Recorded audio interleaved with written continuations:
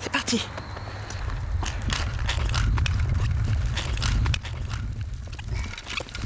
Léandre a 3 ans et demi. Ses parents entendants ont décidé de faire de la langue des signes sa langue maternelle. Bravo! Bravo! Ouais! Oui, c'est pareil. C'est pareil. Le vélo ou la moto, c'est pareil. Quand on sait, tu sais, la moto, c'est facile.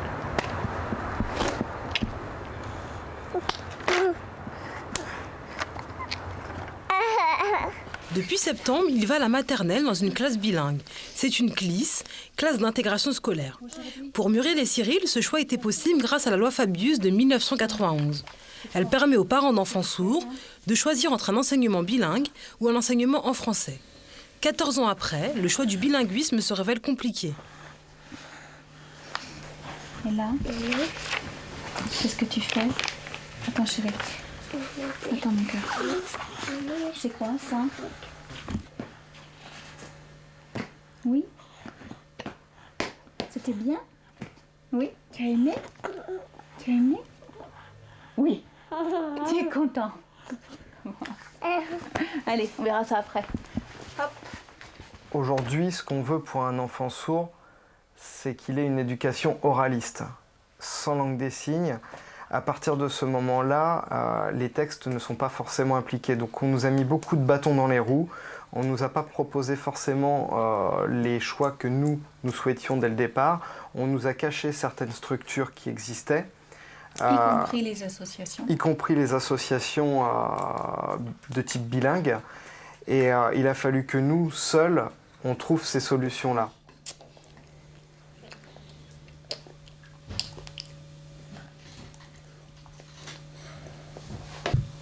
Quelquefois, toi. Ce matin, ça va? Bravo.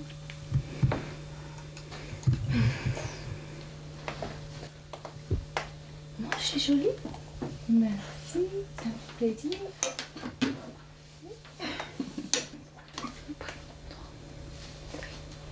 Tu sais de t'habiller tout seul après? Oui? Oui. Prends ton cochon. Parce que celui-là, il dort dans la voiture, hein, tu le laisses. Tu ne l'emportes pas à l'école, hein. Va le chercher vite, j'attends. J'y vais? Tu m'attends? Ah oui.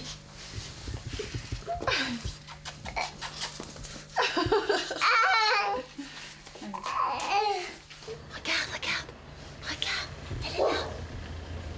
Allez, vas-y. Pour Léandre et ses parents, le prix à payer pour ce choix est fort. La seule école bilingue se trouve à 2 heures de route de leur domicile.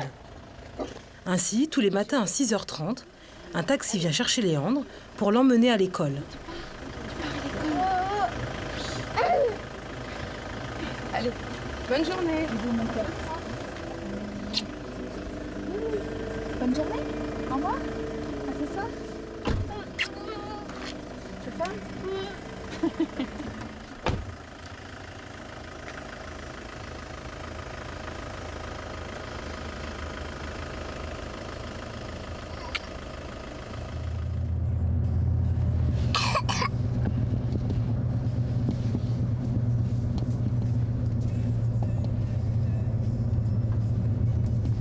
Cyril et Muriel pensaient être tranquilles. Seulement voilà, à la rentrée, l'auxiliaire de vie qui devait seconder la maîtresse n'a pas été nommé. Le projet pédagogique de la CLIS est donc menacé. D'un seul coup, ils prennent conscience de la fragilité de l'intégration.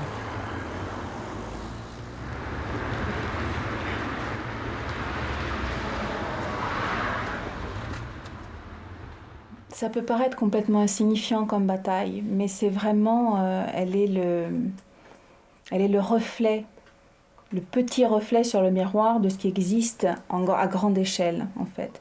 Donc si on ne se bat pas pour ça, on se bat pour rien. Il faut se battre à la limite pour tout. C'est pas qu'on est des parents qui revendiquons tout et n'importe quoi. C'est que tout enfant, quel qu'il soit, a le droit d'avoir les meilleurs moyens qui sont mis en place pour lui, pour qu'il apprenne. Voilà, pour qu'il grandisse pour que ses connaissances lui permettent de gagner en autonomie, pour que ça devienne un homme.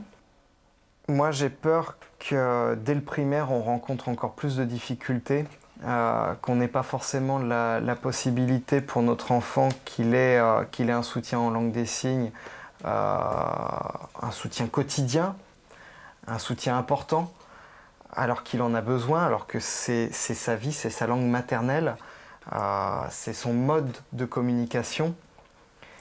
Et sans ce soutien, il peut rater des acquis, des compétences, et par la suite, ça fera boule de neige.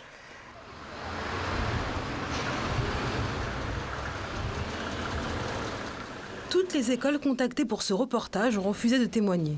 Peut-être craignent-elles de nous montrer la réalité de l'intégration. Seul le collège Pauquelin à Paris a accepté notre présence. Jimmy, Ruan et Marion, malentendants dans une UPI, unité pédagogique d'intégration en 6e. Ils sont intégrés dans une classe d'entendants. Pour l'éducation nationale, cette intégration est une réussite. Cependant, les élèves intégrés sont tous oralistes. Ils lisent sur les lèvres et parlent. Tu peux les montrer, Jimmy. Là. Alors, le fouet, très bien. Le sceptre, très bien. La barbe postiche. Là. Non, ça marche. Bon, alors, Karine, elle va y aller à ta place. On va changer. La barbe postiche. Elle est là, oui. Et puis, effectivement, la couronne. On m'a dit le truc d'Égypte. Aujourd'hui, j'ai rien compris. Elle m'a expliqué alors. Mais les maths, il y a des chapitres que je connais, mais pas tout. Le cours où tu as le plus de difficultés à assimiler la leçon. L'anglais. Et tu peux m'expliquer pourquoi? Parce qu'il n'explique pas. Et pourquoi tu ne lui demandes pas de t'expliquer à l'enseignant? Parce qu'on le voit en cours de soutien, lundi. Et je demande d'expliquer à ma prof de soutien. Alors, 1, 2, 1, 2. Et ben on les blanches, on entend taper le début de la blanche et pas la suite. Chut, chut. Voilà, 1, 2 et tu démarres. Chut.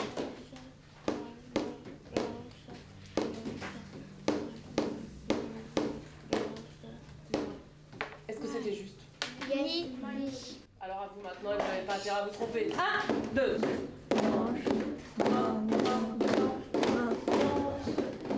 il y en a qui se trompent. Oui, moi je ne me sens pas capable, étant donné la formation que je n'ai pas, de faire quoi que ce soit pour un enfant qui n'a jamais pu avoir de contact avec quelqu'un qui parle, qui ne sait pas lire sur les lèvres, qui est sourd profond. Bon, c'est pourquoi, quand on a proposé cette UPI, j'accepte évidemment tous les enfants dans mes cours en intégration, mais à condition de les avoir aussi tout seuls, individuellement, où je peux faire un travail individuel, tout seul, même tout niveau mélangé. Vous allez réfléchir, vous allez imaginer si c'était une couleur, cette musique. Quelle couleur ce serait? Ou bien si c'était un lieu, un endroit, où, par exemple, à la mer, dans la forêt, sur l'herbe, s'il fait beau, s'il fait mauvais, tout ce que vous pouvez imaginer là-dessus. Vous avez compris? Oui. Alors vous êtes prêts à partir Oui. en voyage dans votre tête?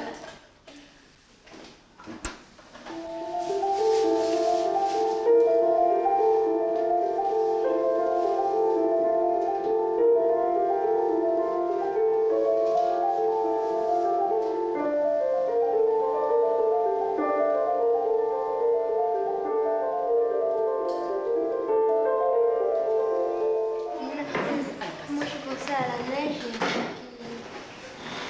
On était au sport d'hiver, quoi, qu'il y avait de la neige, il neigeait. Et pourquoi tu penses à la neige? Parce que ça fait des craques. Et justement, c'est comme ça qu'il a appelé sa musique. La neige danse. C'est la neige qui danse. T'as tout compris. faut savoir ce qu'on veut en fait, parce que parfois sous couvert de bons sentiments, d'acceptation de l'autre, on cherche beaucoup à faire des économies. Je crois que là ce serait une catastrophe parce que ce serait une économie sur le dos de certains enfants qui effectivement seraient très très en difficulté s'ils étaient simplement plongés comme ça en n'étant pas oralisants, en ne lisant pas sur les lèvres, en étant sourds profonds.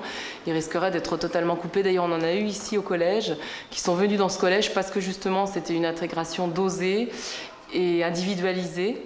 Parce que quand ils étaient en primaire, ils avaient été plongés, s'emboués au milieu des autres. C'est-à-dire qu'au lieu d'être intégrés, c'était le contraire. Ils étaient dans leur coin et c'était pour eux un cauchemar. Je crois qu'il faut être extrêmement prudent. Peut-être tronçonneuse. Est-ce que vous savez ce que c'est qu'une tronçonneuse? Oui. Et on perd. Ah non, ça c'est la perceuse. C'est pour couper les arbres. C'est pour couper. Oui. Et la troncature en mathématiques, eh ben, c'est facile.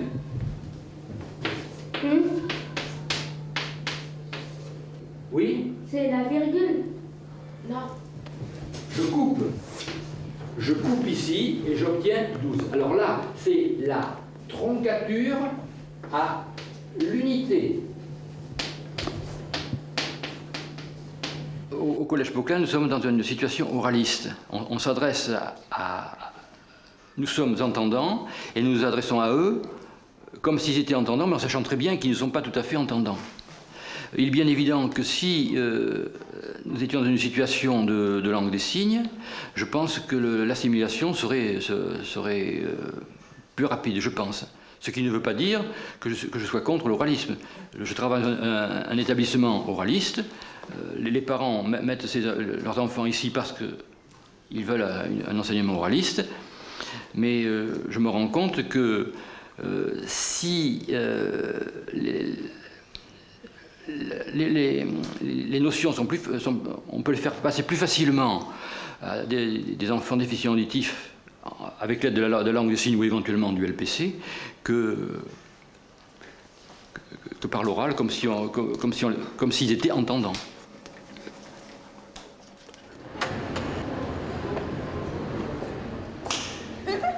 Oh là là, fait froid. Benjamin et Mathieu ont 18 ans. Ils sont en BEP comptabilité à Paris. Cette année, pour la première fois, ils sont intégrés dans un lycée entendant. Ils profitent de la pause pour échanger avec 2 élèves de première.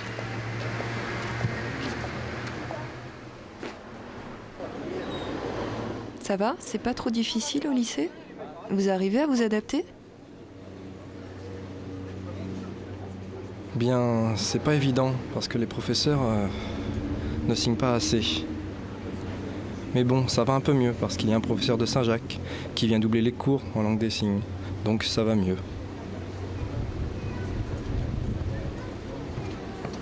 Moi aussi, au début, j'étais perdu, vraiment largué. Vous aviez de l'orthophonie? Des interprètes? Non, rien du tout, il y avait encore personne. C'est pour ça qu'on était perdus. Et on a demandé de l'aide à Saint-Jacques. Et alors? Maintenant, il y a quelqu'un qui vient et ça va de mieux en mieux. Tant mieux. Tu m'étonnes, tant mieux. Et ça va? Tu arrives à t'adapter au travail? Ça va mieux quand même. Et toi, Mathieu? Bien, disons, mieux. Ça dépend des profs. Il y en a qui font des efforts pour articuler et on arrive à lire sur leurs lèvres. Mais parfois, le prof nous dit « on n'a pas de temps à perdre, on verra plus tard ». Ça dépend des profs. Oui, ça dépend. Il y en a qui te disent « on verra plus tard, gardez ça sous le coude, notez tout, on rattrapera après ». Et on reprend en entretien individuel. Ça arrive souvent, j'ai remarqué.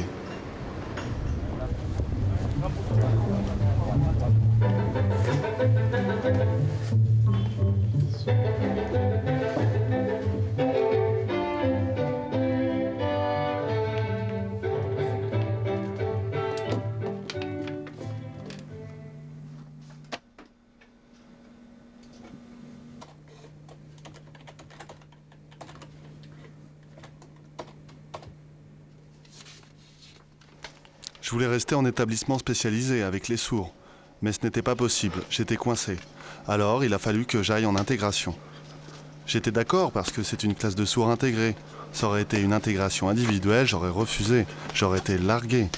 Mais dans une classe de sourds, je me suis dit que je pourrais réussir en faisant des efforts. J'ai toujours été dans des écoles pour sourds avec de la langue des signes. Alors cette année, ça a été un gros bouleversement pour moi. J'ai d'abord été vraiment déstabilisé. Mais je me suis dit, c'est pas grave, courage. Lis sur les lèvres, parce que de toute façon, dans le monde du travail, ça sera comme ça. C'est un bon entraînement.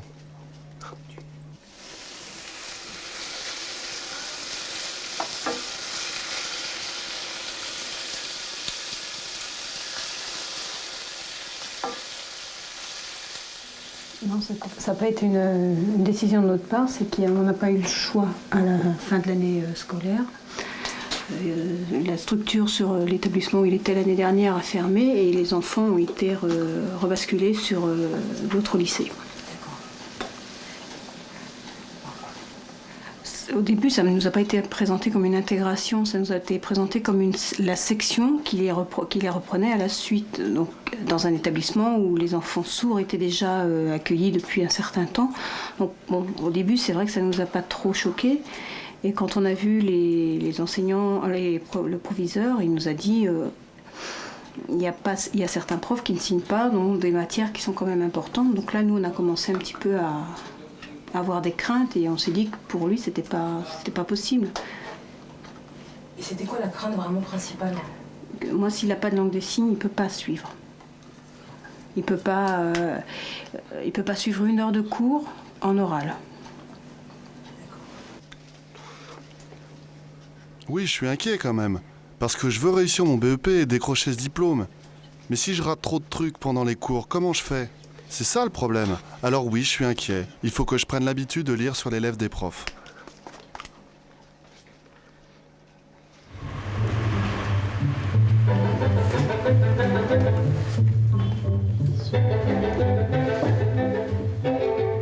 L'angoisse et la peur de Benjamin et de sa mère sont partagées par de nombreux sourds qui signent. Quelle réponse apporte l'éducation nationale à cette inquiétude?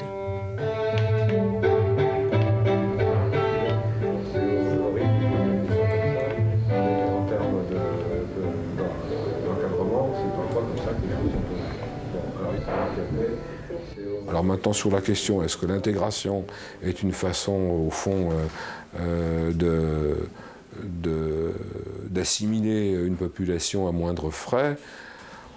C'est une question d'interprétation et de jugement de valeur que chacun est à même de faire. En tout cas, tout ce que je peux dire, moi, c'est que mon engagement professionnel, il ne va évidemment pas dans le sens de l'assimilation pure et simple d'une population, mais dans le sens d'un développement de l'élève en tant que citoyen, sachant que l'élève est une personne et que cette personne est un être social. Donc à partir du moment où c'est un être social, il doit pouvoir communiquer avec les autres, quelles que soient ses difficultés. On peut utiliser la langue des signes dans le cas de la langue publique. Le problème qui se pose, c'est d'accepter qu'il puisse y avoir une scolarisation entière qui soit faite en référence à la langue des signes. C'est exactement le même problème politique au sens étymologique du terme, c'est-à-dire au sens de l'organisation de la vie de la cité. C'est exactement le même problème que pour la langue bretonne, pour une langue régionale, la langue corse par exemple, etc. Autrement dit, en un mot commençant, la Constitution prévoit que la langue d'enseignement à l'école, dans le service public, c'est le français. Si on veut enseigner dans une autre langue que le français, y compris la langue des signes, il faut une modification de la Constitution. Manifestement, le discours de M. Barato n'apaisera pas les inquiétudes des parents. D'ailleurs, Olivier et sa femme ont décidé de partir à Toulouse, dans l'une des seules écoles en France qui propose un enseignement en langue des signes, de la maternelle au lycée. Tu me passes toutes les boîtes ?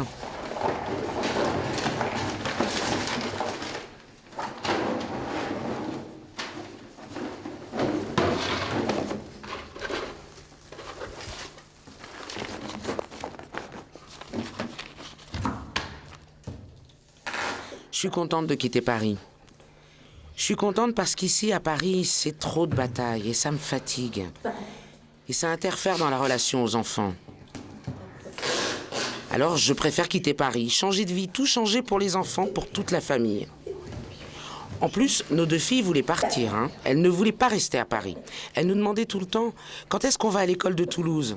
Alors on s'est décidé. En septembre, on a sauté le pas. Et puis elles se plaignaient, elles en avaient marre.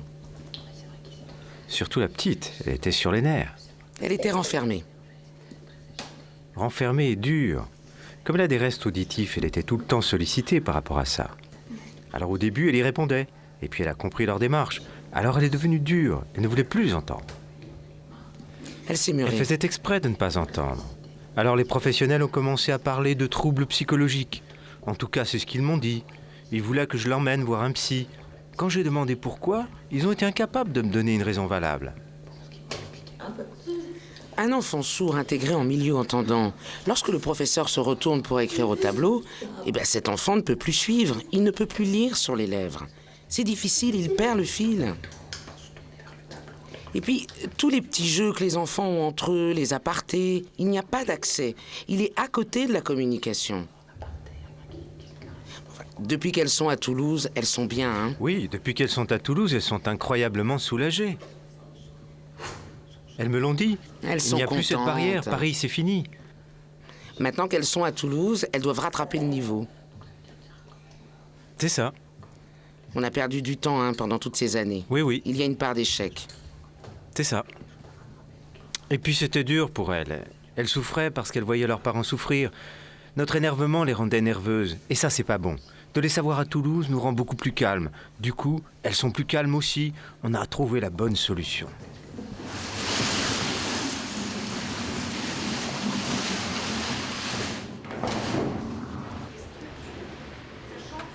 Muriel et Cyril continuent leur lutte, même si une auxiliaire de vie a finalement été nommée dans l'école de Léandre.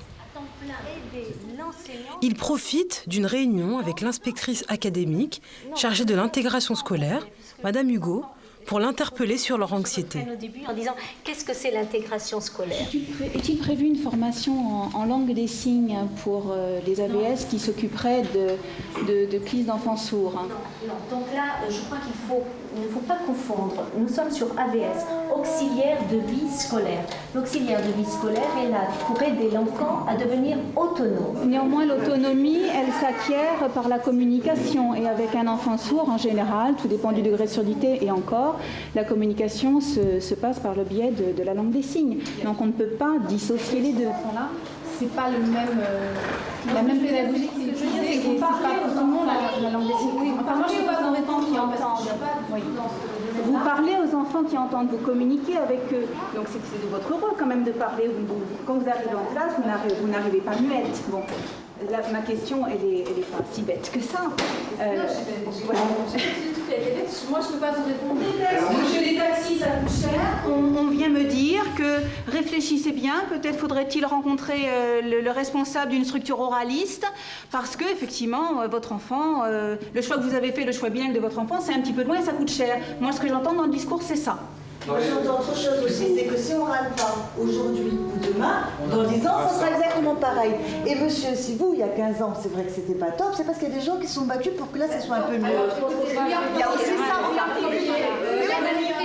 Je vous conseille de le lire. Tout à fait. Non, parce que ça dégénéralise. Je vais pas témoigner, ça nous l'avoir regardé aussi. En général, les sourds n'ont rien contre l'intégration scolaire. Non, mais à condition qu'elle ne soit pas faite n'importe comment. Pour les sourds qui signent, il existe en France 2 endroits qui sont considérés comme une réussite en matière d'intégration scolaire, Toulouse et Poitiers. Si vous souhaitez trouver ces adresses, venez consulter notre site de l'œil à la main.